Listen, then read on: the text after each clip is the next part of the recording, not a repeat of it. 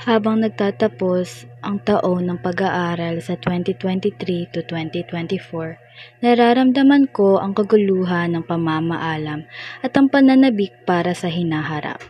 Ang taon na ito ay puno ng mga hindi malilimutang sandali, mula sa mga bagong kaibigan na nakilala ko hanggang sa mga aral na natutunan ko sa bawat klase. Ang mga araw na ginugol sa eskwelahan kasama ang mga guro at mga kaklase ay naging bahagi ng aking paglalakbay. Naging saksi ako sa pagbabago ng mga kasama ko at sa sarili kong pag-unlad. Ang pagtatapos ng taon ay isang tanda na may mas marami pang pagkakataon at karanasan na naghihintay.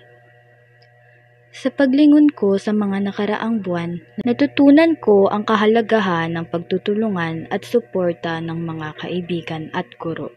Ang mga hamon na ating hinaharap ay nagpakita ng ating kakayahang magpursige at magtagumpay.